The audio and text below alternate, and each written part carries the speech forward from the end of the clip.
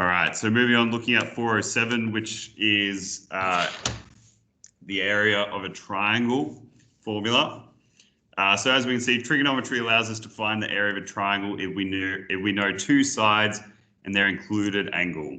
So it's essential that in order to find the area of a triangle, we must know an angle and its two adjacent, or the two sides which connect that angle. So I could not find the area of a triangle if I only know one angle and, let's say, one adjacent side and an opposite side. I need to know its accompanying sides, or the sides that basically form that angle. So looking at the formula, I've got area equals a half times the two sides which join the sine of an angle. So if we're having a look at this question here, now I think I've only got, I've got two questions, okay? So what I'm looking at is I've got all three sides and one angle. Now, going off what we just said, we only are dealing with the two sides that are adjoining the angle, right? So we're only dealing with these two sides. So technically, it's great that I know 9.4 on the opposite side, but I don't really need to know that in order to apply this formula here. So let's, again, A and B does not matter. So let's just assume that's A and that's B. And I'm just going to substitute straight into my formula. So area equals a half times A value, which is 8.3, times my B value, 7.6, times sine of angle C, which is my 73 degrees, 19 minutes. And this one's nice and easy because all I'd have to do is just plug that straight into my calculator, and that should give me my answer.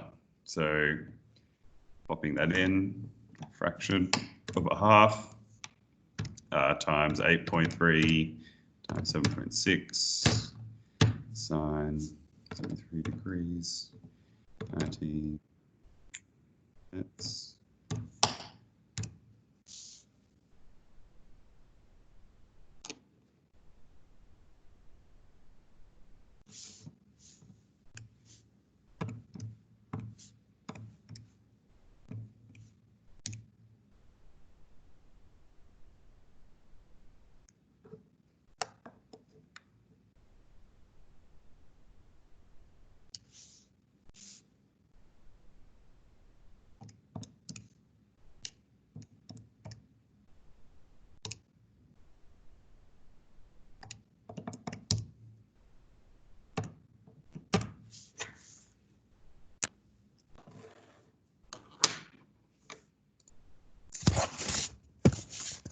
Does anyone put that into their calculator? I did. I got 30.21. 30.21. Excellent. That's a lot better because I have a feeling, yes, I had my calculator in radians mode. I've been working ahead and I was like, why am I getting a negative number? Okay, thanks, Hudson.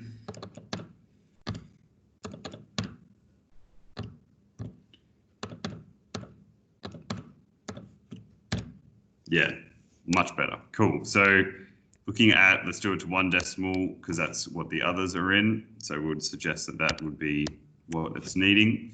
And there are no units, but if there were units, just remember that you're dealing with area. So whatever it is, it would have to be squared. So centimeters squared, meters squared, etc. Perfect. So that's basically as hard as this rule gets. In my opinion, it's easier than the sine and the cos rule. But it can get to, or you can get questions in this exercise where you need to apply the sine rule as well as the area rule. So if you don't know one of the values that you need to know, you need to be able to use your rules now, which are the sine and the cos rule, to find that value. So let's have a look at a bit more of a complex question. This is question 7 from that exercise. And it's asking, for this figure, find the length AC. So let me pop my X on here, which is the length I need to find.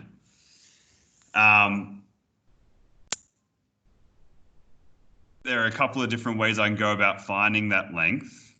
And the best way to do that is probably using my sine rule. So with my sine rule, I look at the triangles and I say, I don't really know any value on that left triangle, the ABC triangle, but I do know a couple of values or a couple of side values on the other triangle.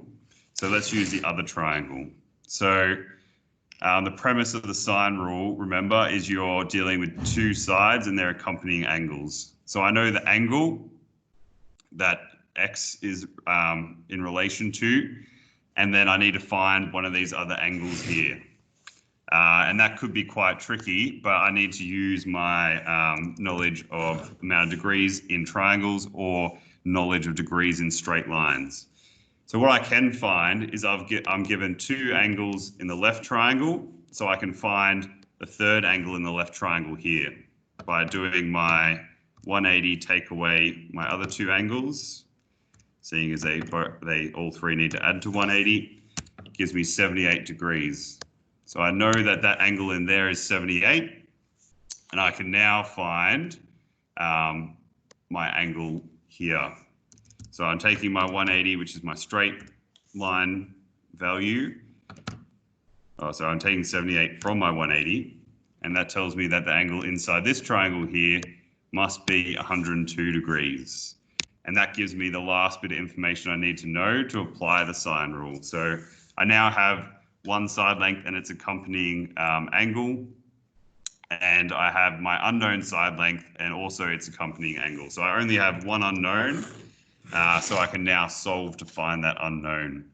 So I will now firstly write my formula, and I'm finding a side length, so I'm using the side length version of the sine formula with a length on top. So sine length A in relation to sine A is equal to length B in relation to sine B.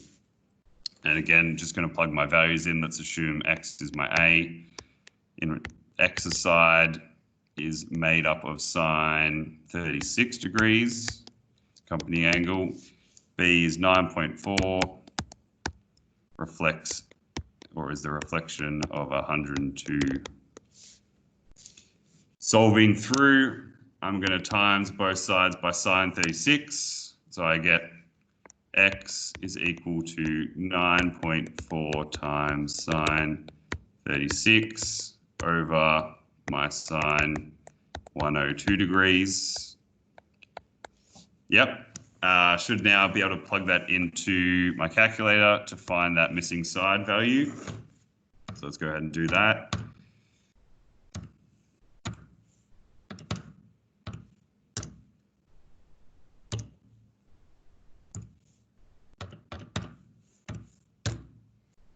Okay, so I should hopefully get an x value of, let's do it to one decimal place, 5.6. Excellent. So if I wanted to now, I'm going to get rid of my x there, and I can safely say that this length here, AC, is 5.6. Let's get rid of these, just make it look a bit neater. Cool. So I found A, that's part A finished. I now need to find the area of triangle ACD. So triangle ACD is dealing with ACD, this triangle here, or the triangle on the right. And my area formula tells me that I need to deal with an angle and the two joining sides. So I've got two options here. So what I could deal with this angle and its two linked sides. So I could use those three, or I could use my 102 degrees, and now I know these two sides. So I could use either or. Let's just pick, let's say, the green one, because, or just because. So I'm going to write my area formula. Area equals half AB sine C.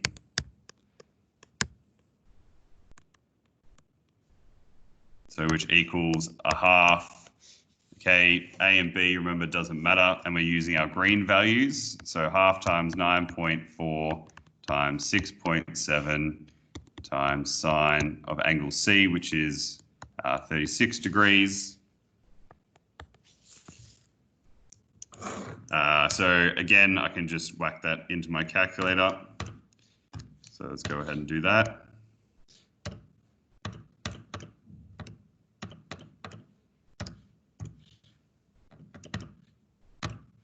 Making sure it calculates in degrees mode always helps. So I should get 18, and let's do it to one decimal place, 0.5. And now we do have units in this one, centimeters. And because it's area, we always just need to make sure we put our squared centimeters on there. So that is part B. Now let's have a look at the last question, which is part C. Should be hopefully quite straightforward. Let's try to fit it in here. The area of triangle ABC. So this time I'm dealing with A, B, and C. So this triangle here. Okay. I'm looking and seeing if I have enough values to apply the area formula at the moment. I remember I need to know one angle and two sides. And at the current moment, I don't actually, or I only know one side of that triangle, and that's the AC length. So before I can do this, I need to find one of the missing lengths. So again, I'm going to have to revert to the sine rule to achieve that. So let's do that up here. And we're going to be dealing with 44 reflects 5.6. That's my known. And we can then find either AB or BC. Doesn't really matter. Let's choose this one. So I know my angle, and that's going to be my unknown X. So we'll quickly plug that in the formula. I won't go over it in too much detail. So X equals 5.6 sine 44. Therefore, X is going to equal, you guys know how to do this already, so I'm just going to skip a step. 5.6 times sine 78 equals divide sine 44. Okay, so that gives me the fact that X equals 7.9. So I can now replace X 7.9, which means I now have two sides, and I'm going to take into effect the joining angle to suit my area of the formula. So let's plug our values in to my area formula, which I won't write again. So I've got area equals a half times A. Remember, it doesn't matter which one's A, which one's B. So let's say 7.9 times 5.6 times sine of my angle, which is 58. And I should just be able to plug that straight into my calculator, and it should give me my area answer. So let's have a look.